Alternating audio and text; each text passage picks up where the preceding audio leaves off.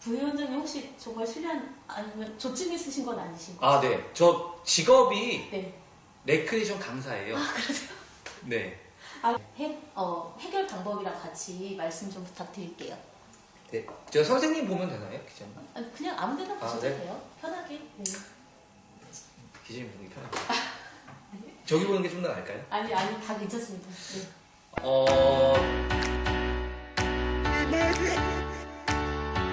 네, 안녕하세요. 박범수 진보당 안산시 의원 후보님 되신 거죠? 네, 맞습니다. 네, 알겠습니다. 독자분들께 먼저 소개 부탁드릴게요. 네, Y뉴스 봐주시는 구독자분들께 인사드립니다. 저는 안산시의원회에서 안산시의원 후보로 출마하는 박범수라고 합니다. 네. 반갑습니다. 와. 와. 학생분들 부위원장님 혹시 정말 실례한 아니면 조증 있으신 건 아니신가요? 아, 네. 저 직업이 네. 레크리에이션 강사예요. 아, 그러세요? 네. 그러시구나. 그래서 되게 유쾌하게 이렇게.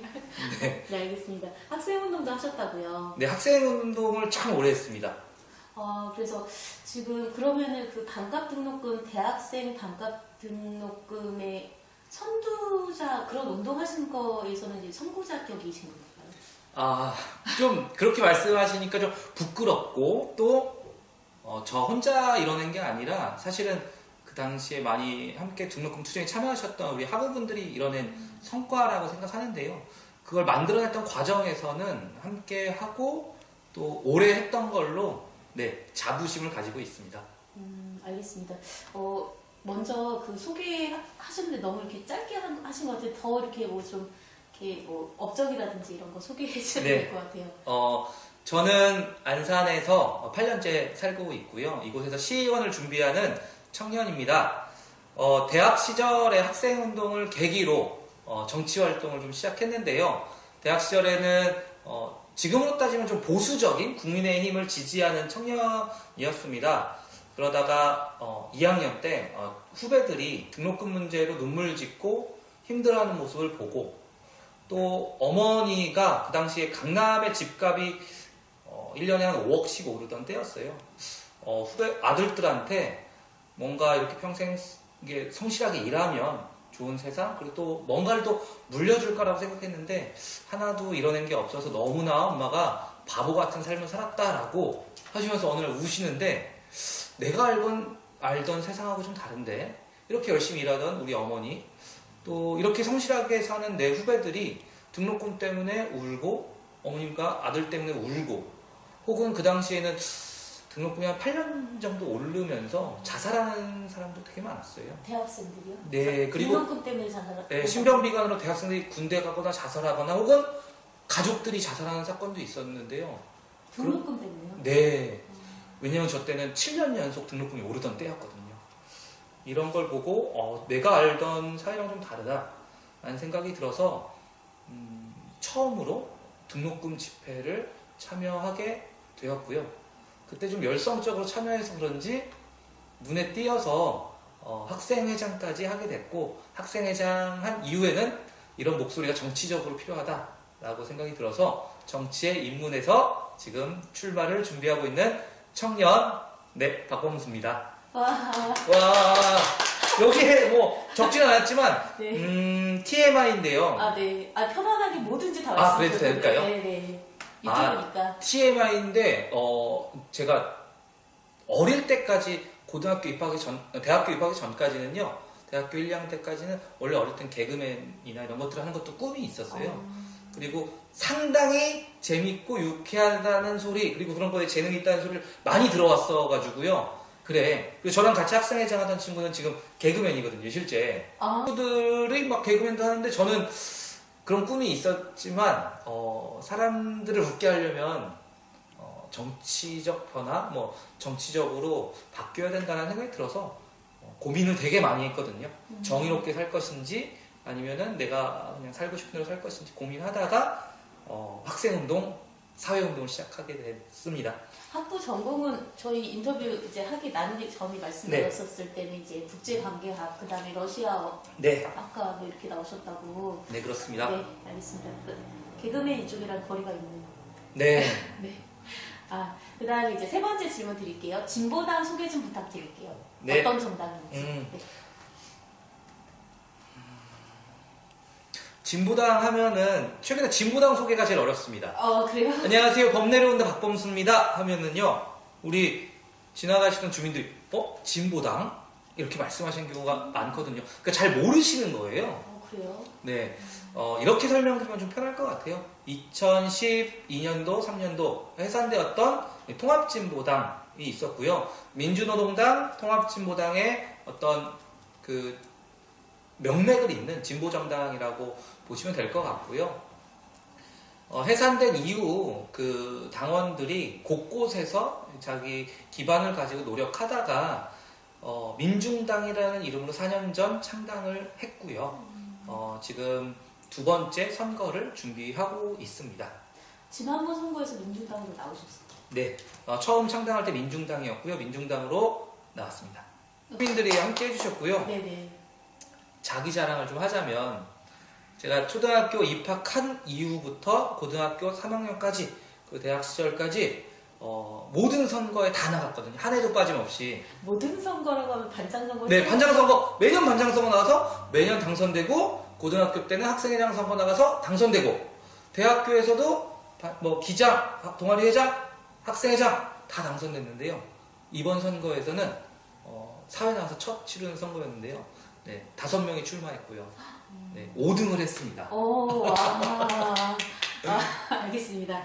그러면 그 이제 6월이잖아요. 예. 지방선거가. 네. 이번 선거는 자신 있으신가요? 네, 당선되려고 하고 있고요.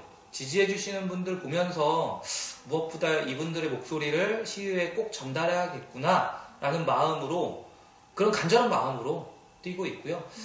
저희 지역이 3등까지 당선되는 지역이에요. 그래서 당선돼서 해볼 수 있다고 생각합니다. 그러면은 이건 이제 번외 질문이긴 한데, 왜 박범수가 당선이 돼서 의회에 들어가야 되는가? 네. 안산의 시의원이 21명입니다. 그 중에 전 2030을 대표하는 시의원이 없습니다. 지금 없으세요? 예. 저는 청년을 대표한다는 건 나이도 있겠지만, 나이를 대표하는 청년들도 없을 뿐더러, 그리고 청년 단체 활동, 그리고 청년들의 요구와 이해를 실현시키기 위해 노력했던, 그리고 지금도 함께하고 있는 후보가 없는데요. 안산은 그 경기도에서 보면 그 인구 50만이 넘는 시 중에서 5번째 손가락 안에 들 정도로 청년 인구가 많은 도시거든요. 그런데 청년들의 목소리는 철저히 좀 소외되고 있다, 이런 말씀 드리고 싶고요. 두 번째는 민주당, 국민의힘 이 두 양당이 오랫동안 양당 정치를 시의회에서 하고 있습니다. 거기에 진보정당 의원이 들어가서 이야기했을 때 새로운 목소리가 나올 거고, 안산시가 발전하는 계기가 될 거라고 저는 확신합니다. 기초의회도 그렇게 양강 구도로 이렇게 네, 이루어져 있나요? 네, 완전히 그렇습니다. 그렇군요, 알겠습니다. 지금 4번 질문 드릴게요. 예. 그 안산시의회 이제 진입을 준비하고 계시니까 네. 안산시 최대 현안을 생각을 안 해보시지 않으셨을 것 같아요. 네. 이 질문이 굉장히 전 그렇죠. 어려웠어요. 쉬운 질문이면 안 되는 거죠. 4번, 7번 질문을 어제 밤까지 답변을 못하고 오늘 아침 선거운동하고 1시간 정도 쭉 동네를 거닐면서 우리 지역 최대 현안과 해결 방안이 뭘까? 라고 생각을 해봤고요. 또 지지자분들한테 여쭤보기도 했습니다. 지금 내는 게 답이 아닐 수도 있고, 저는 이거는 선거하는 과정에서 더 채워야 된다고 생각하는데요. 하지만 몇 가지 좀 고민 속에서 작은 결론을 냈던 건요. 저는 안산의 인구가 꾸준히 좀 감소하고 있거든요. 80만에 육박했던 인구가 현재는 65만. 그렇게 많이 줄었어요? 네, 몇 년 사이 굉장히 많이 줄었습니다. 이 옆에 있는 인근 도시 시흥, 화성은 계속 늘고 있거든요. 안산 인구가 계속 그쪽으로 나가고 있거든요. 많은 시민들이 걱정하죠. 저는 이거의 반증은, 아니 살기 좋은 도시면 인구가 몰릴 거고 살기 안 좋으면 나가는데, 지금 안산은 이런 하향세, 살기 어려운 도시라고 되고 있는 거 아니냐라고 하는데요. 더 매력적인 도시를 만들어야 된다고 생각합니다. 그런 거에 있어서 좀 크게 두 가지를 고민해봤는데요. 접근법이 좀 다릅니다. 지금 하나는 아까 첫 번째는 청년들이 많이 거주하는 도시인 만큼 2030에 대한 대책들과 정책들이 좀 많아야 된다라는 말씀을 드리고요. 안산에 얼마 전에 800명의 청년들한테 저희 단체에서 설문조사를 좀 했는데 가장 청년들이 원하는 건 일자리, 그리고 주거 문제가 압도적으로 좀 많더라고요. 저는 그 중에서 주거 문제 관련해서 활동을 좀 많이 해왔는데요. 청년들의 주거비 문제에 대한 지원 정책 이런 것들이 좀 필요하다라고 생각을 좀 하고요. 그런 거에 관해서는 근데 안산에서 현재 이슈는 여기 이 상록수역에 GTX를 유치하는 문제, 그리고 뭐 장상동, 그리고 오시는 길에 수원하고 인접한 반월 쪽에 신도시 네네. 민간 개발 이런 것들에 대한 것들이 있는데요. 저는 이런 식의 개발이 과연 인구 정책에 도움이 되고 그리고 정말 사업인들의 삶을 바꿀 수 있을까에 대해서 고민을 합니다. 저는 GTX가 들어와서 교통이 좋아지고 주민들의 편익이 증진되는 건 너무나 바람직한 일이라고 생각하고 또 주민들한테도 네 맞습니다. 그렇게 돼야 됩니다. 라고 말씀을 드리는데 또 한편으로 이렇게 말씀드려요. 역세권이 그렇게 개발되면 집값이 보통 뛰게 되어 있잖아요. 그렇죠. 이 상록수 옆에 인근 지역 집값이 1년 사이에 2배 가까이 뛰어 올랐고요. 1년 사이에 2배요? 예, 1년 조금 넘는 기간 동안 바로 옆에 있는 이제 푸른마을이라는 아파트가 있는데요. 제가 여기를 아주 자세히 보고 있는 이유는 한번 이사를 가고 싶었던 아파트거든요. 1억 9천이었는데 지금은 3억 6천 정도 됩니다. 이 GTX나 이런 소식에 금방 이렇게 오는데, 그리고 이게 신도시 발표가 나고 나서요. 반월역 앞에 있는 아파트, 그 다음날 딱 기사, 반월에 있는 모모 아파트 호가 3억이 올랐다. 이 기사를 보자마자 저는 야, 이거 현실이 지옥이구나. 왜냐면은 반월에 살고 있던 제 동료들이나 여기 근처에 살고 있던 제 동료들, 그러니까 대한민국에는 집을 가진 사람도 있지만 무주택자가 50%잖아요. 안산도 그런데요. 그 사람들은 계속 쫓겨날 수밖에 없거든요. 상생할 수 있는 개발이나 발전 방안을 좀 모색하지 않고 무조건적인 개발, 집 있고 가진 사람들 중심의 개발은 인구를 더 이상 늘릴 수 없다. 이런 고민을 좀 하고 있습니다.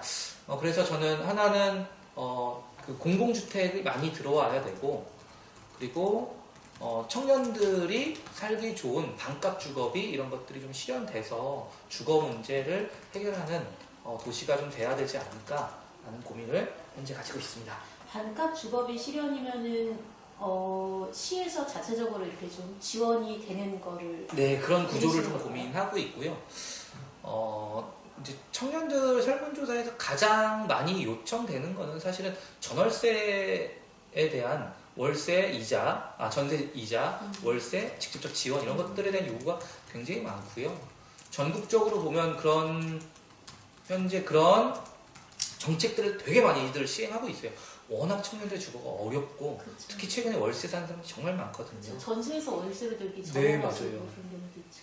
그럼에도 불구하고 안산이 그런 청년 인구가 많은데 특히 1인 가구도 많은데 그런 정책이 되게 아직 거의 없거나 하려고 하더라도 아직 좀 지금 전국적 흐름에 좀 따라가지 못하고 있거든요.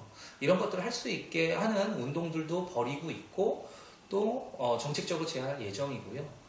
그리고 장상동 그리고 반월 이런 곳에 신도시가 들어설 때 공공주택 비율을 압도적으로 좀 늘려야 된다라고 주장하고 있습니다.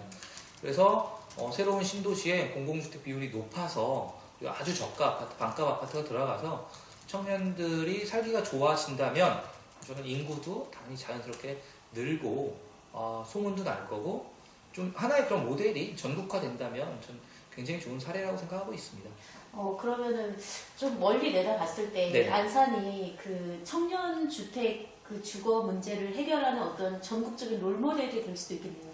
네, 저는 실제로 그런 포부를 가지고 네. 있습니다. 그 안산이 예전에는 진보정당 시의원이 있었고요. 그때 이제 지금은 아이들이 영세아들이 그 예방접종 다 무상으로 하고 있거든요. 이제 그 당시엔 진보정당 민주노동당에서 무상의료 해야 된다. 누구나 아프지 않고 그런 것들 해야 된다라고 했었는데요. 그 당시 첫 번째 발의했던 것이 안산시의회에서 홍연아 시의원이 그때 발의해서 시작했고 이게 전국화가 됐어요. 그래요? 네, 안산에서 시작한 정책이 전국화가 됐는데요. 저는 반값 주거비 운동이 그런 과정으로 되어야 된다고 생각하고요. 안산에 진보정당 시의원이 있고 제가 의회에 들어간다면 그런 역할을 좀 할 예정입니다. 알겠습니다. 네. 기대하겠습니다. 네. 네. 안산에는 하나는 많은 청년들이 아까 존재한다고 말씀드렸고요. 그리고 청년단체도 굉장히 많습니다. 이런 청년들의 목소리를 시의회에 전달하고 싶다. 그리고 청년들뿐만 아니라 이제 청소년들도 실제 이제 유권자가 많이 되고 있고요.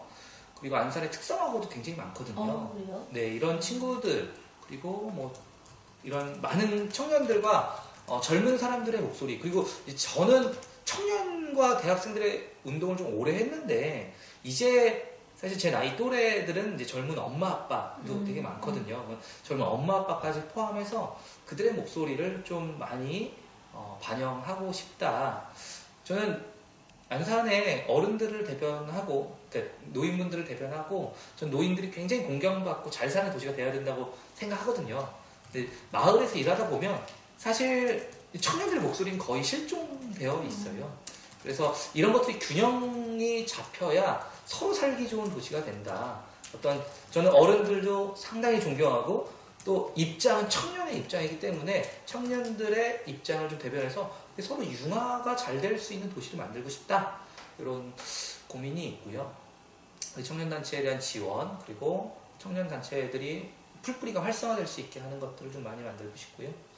또 하나는 저는 시의원이라는 사람이 좀 주민들한테 되게 친근한 사람이었으면 좋겠습니다.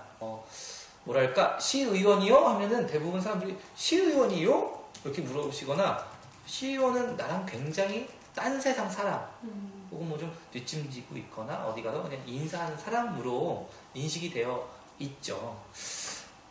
저는 제가 듣고 싶은 얘기는 우리 시의원 왔어? 라고 하는 이야기고요. 주민들 속에서 동거동락하고 주민들 이야기를 듣고 함께 일하는 시의원이 되고 싶은 마음이 되게 크고요. 네, 우리 시의원 가장 듣고 싶은 말이에요. 아, 그래요? 시의원님이, 네. 그러니까 기초의원님들이 네. 되게 이렇게 주민 밀착형이잖아요. 맞아요. 그래도 밀착형으로 하죠. 정치인인데 네. 보면은 뭐 새벽에 1시에 이렇게 뭐 하수구 막혔다고 전화하고 이러더라고요. 좀 훌륭한 시의원들이 계시군요. 자신 있으세요? 네, 그렇게 해야죠. 저는 뭐 새벽 2시에도 나가겠습니다, 저는. 네. 아니, 그러면은 이제 젊으시니까 이제 네. 좀 먼 얘기일 수도 있고 가까운 얘기일 수도 있는데 네. 모든 정치계에서는 그런 얘기가 있다면서요. 모든 국회의원의 꿈은 대통령이다. 그럼 모든 시의원의 꿈은 여의도 입성 아니냐. 네. 마지막으로는 이제 여의도까지 혹시 보고 계시는지. 네, 저는 여의도 저는 당연히 보고 있고요. 안산에서 더 큰 일, 시의원 이외에 더 큰 일 하려고 마음속으로 준비하고 있고요. 어떻게 설명드리면 좋을까 고민인데요. 저는 제 개인이 아니라 진보 정치가 그 일을 해야 된다라고 마음속에 품고 있는 사람이에요. 그 과정에서 저는 제가 뭐 시의원일 수도 있고 국회의원일 수도 있고 더 다른 역할일 수도 있다고 생각합니다. 저는 거기 안에서 이런 대표적인 직책이 아니라 더 낮은 직책을 할 수도 있다는 말씀을 좀 드리고 싶고요. 하지만 저는 또 제가 대표하는 일을 또 잘하고 좋아하는 편이기 때문에 그런 것들을 또 잘할 수 있는 사람이 하는 것도 좋다라고 생각하고요. 네, 저는 국회의원 해야 된다고 생각합니다. 꼭 하려고 합니다. 마치 그 김구 선생님께서 독립된 조국에서 나는 문지기를 해도 좋다 이런 심정으로. 김구 선생님 진짜 너무 멋있으시네요. 네, 알겠습니다. 안산의 김구. 네. 과찬 감사합니다. 네, 6번으로 갈게요. 되게 젊으세요. 지금 만으로 30대라고 이제 강조하셨는데 맞습니다. 만으로 30대다 그러신데 지금 코로나 전국이라서 청년들이 사실은 좀 힘들어요. 네. 그분들께 이렇게 좀 청년을 대표해서 응원 메시지 어, 정말 어렵죠. 얼마 전 20대 친구들이랑 밥을 먹는데 MT가 뭐예요? 라고 물어보는데 그렇구나. MT? 네.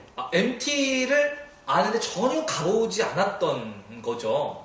그런 공동체 문화가 20살, 21살 친구들은 최근 몇 년간 같이 무언가를 공동체에 꾸려서 해본 적이 없잖아요. 아, 코로나 때문에. 네, 네네. 뭐 한 10명 이상 어디를 놀러 간다거나 이런 것들 전혀 없고 학교에서 뭐 친구들을 사귀거나 이런 것들 다 없는 거죠. 아, 그러네요. 그러니까. 네, 그리고 아, 공동체가 없어지니까 우울감도 너무 높고, 전 좀 많이 걱정되죠.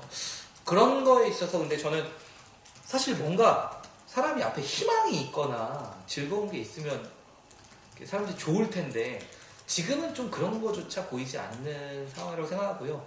사실 저는 정치가 그 실망에 한몫했다라고 생각해요. 정치가 잘 되고 와 정치적으로 우리가 바뀌고 있어 이런 것들을 보여드리지 못한 거에 있어서 정치하는 청년으로서 좀 되게 죄송한 말씀도 드리고 싶고요. 그래서 진보 정치가 발전되고 그런 청년 운동 이런 것들이 활성화됐을 때 비로소 좀 우리 청년들 사회도 복작복작거리고 즐거움이 돌 거라고 생각하는데요. 그런 정치를 만들 수 있게 최선을 다하는 사람이 되겠습니다. 저는. 알겠습니다. 네. 마지막으로 이제 앞날이 창창하시잖아요. 정치 네. 철학, 뭐 향후 계획 이런 거 궁금합니다. 또 더 전하시고 싶으신 말씀이요? 네, 정치 철학과 향후 계획은 저는 진보 정당이 10년 뒤에 집권한다 이런 목표를 좀 가지고 있습니다. 지금 아니 원외 정당이고 가능해? 이런 말씀하시는 분들도 계신데 속으로 그거 했어요. 네, 저는 자 우리 10년 뒤에 세상을 바꿀 거야라는 딱 마음을 가지고 저는 운동을 하고 있고요.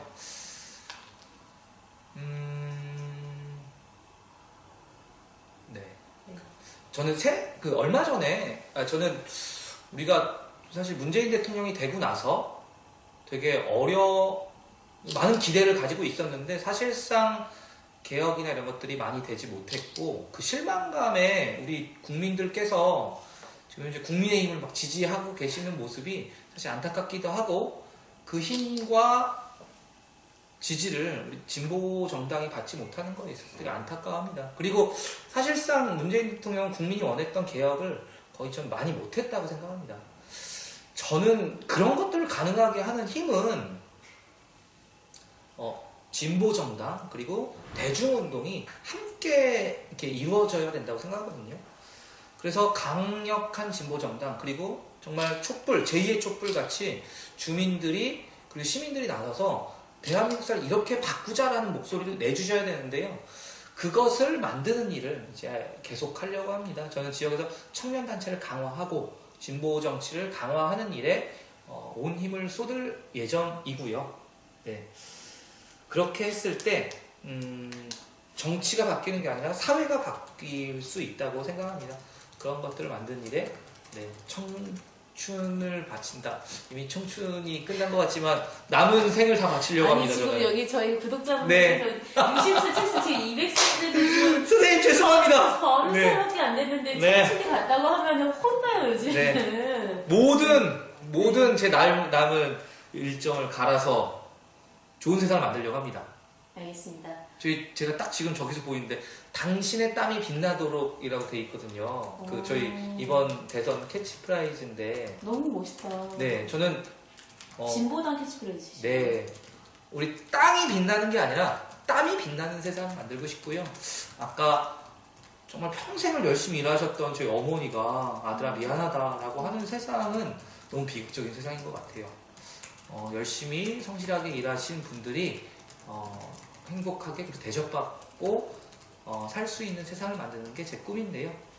그 꿈을 10년 뒤에 실현할 수 있게 정진하겠습니다. 그렇습니다. 네, 알겠습니다. 그러면 여기까지 할까요? 네, 감사합니다. 더 전하시고 싶은 말씀 없으신가요? 이제 진짜 끝내도 돼요? 네. 네.